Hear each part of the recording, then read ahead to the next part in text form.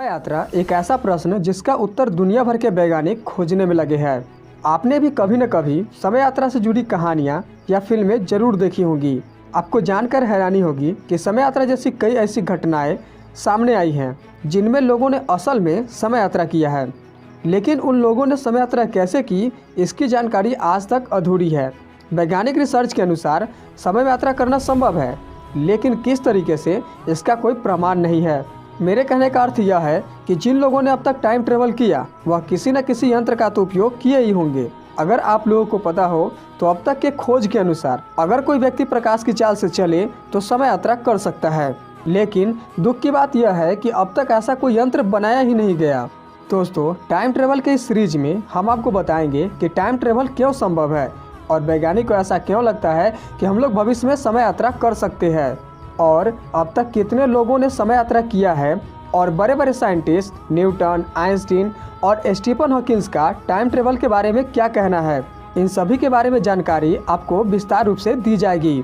आप यकीन मानिए ये कहानी आपको सच में टाइम ट्रेवल का आनंद देगी और आप टाइम ट्रेवल के रहस्य को भी समझ पाएंगे। वीडियो में आगे बढ़ने से पहले एक छोटा सा रिक्वेस्ट, वीडियो पसंद आए तो वीडियो को लाइक और शेयर जरूर कीजिएगा और आगे आने वाले टाइम ट्रेवल के सीरीज को देखने के लिए चैनल को सब्सक्राइब कर लीजिएगा। टाइम ट्रेवल यानी कि समय यात्रा। समय यात्रा का सीधा संबंध अपने भूतकाल या भविष्य काल में जाना है, लेकिन प्रश्न यह है कि क्या कोई व्यक्ति समय यात्रा कर सकता है? अगर कर सकता है तो कैसे? दोस्तों, टाइम ट्रेवल को समझने से पहले हमें टाइम यानी कि समय को समझना होगा कि समय क्या है। आपको जानकर हैरानी होगी कि समय का सीधा संबंध गति से है।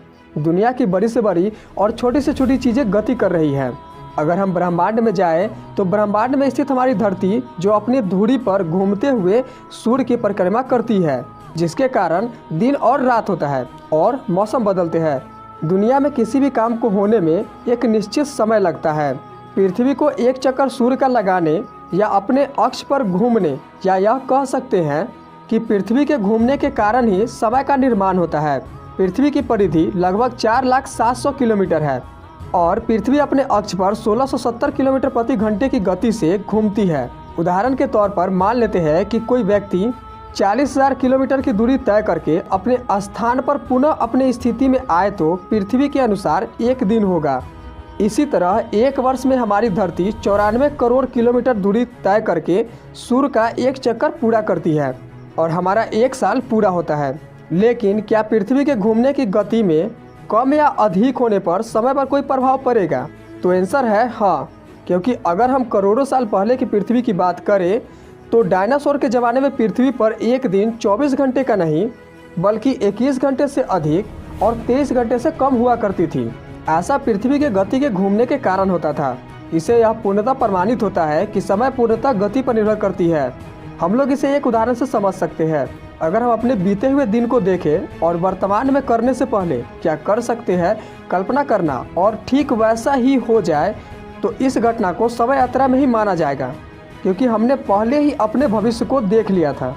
आपको जानकर हैरानी होगी कि अगर हम लोग किसी माध्यम से ट्रेवल कर रहे होते हैं उस समय भी हम कुछ समय के लिए समय यात्रा कर रहे होते हैं। सरल शब्दों में कहें तो किसी गतिशील माध्यम में स्थित माध्यम की तुलना में समय बहुत धीमा चलता है। यानी आप एक रेलगाड़ी में बैठे हैं तो आपका समय बाहर के लोगों के समय के मुकाबले धीमा चल रहा है। यानी रेलगाड़ी से आप जब उतरेंगे तो भविष्य की दुनिया में कदम रखेंगे। यह सुनकर आपको अजीब लग रहा होगा, लेकिन यही सत्य है। पर समय का यह अंतराल समय के नगण्य मात्र यानी सेकंड के अरबे खरबे हिस्से के बराबर होगा, जिसे सिर्फ एटॉमिकों के जरिए ही मापा जा सकता है। दोस्तों, महान भौतिक वैज्ञानिक न्यूटन ने समय को एक तीर के समान माना था, जिसे एक बार छोड़ दिया जाए तो सिर्फ एक ही दिशा में चलेगा। न्यूटन के अनुसार पृथ्वी और मंगल पर समय 1 सेकेंड बराबर है और ब्रह्मांड में समय एक ही चाल से चलता है। लेकिन दोस्तों, 20वीं सदी के महान वैज्ञानिक अल्बर्ट आइंस्टीन की एक क्रांतिकारी अवधारणा ने इस सिद्धांत को जड़ से हिला दिया, जो हम आपको आने वाली वीडियोस में बताएंगे कि अल्बर्ट आइंस्टीन का क्या मानना था टाइम ट्रेवल के बारे में, और टाइम ट्रेवल से जुड़े कुछ ऐसी रहस्यों के बारे में जानेंगे जिसके बाद आप भी टाइम ट्रेवल करना नहीं चाहेंगे।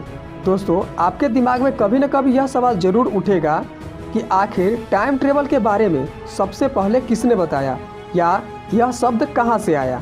दोस्तों इन सभी जानकारी के साथ मिलेंगे समय यात्रा के अगले सीरीज में।